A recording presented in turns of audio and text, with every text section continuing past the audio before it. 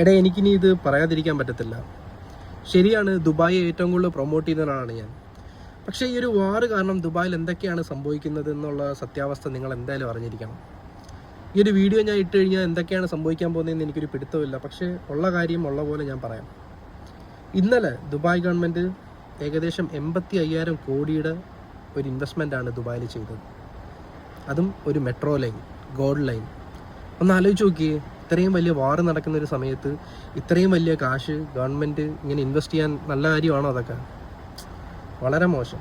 അതുമാത്രമല്ല, ഏകദേശം 42 കിലോമീറ്ററിൻ്റെ മെട്രോ ലൈനാണ് ക്രിയേറ്റ് ചെയ്യാൻ പോകുന്നതെന്നാണ് പറയുന്നത്. അതും 18 സ്റ്റോപ്പ് അങ്ങാണ്ടാണ് ഉള്ളത്.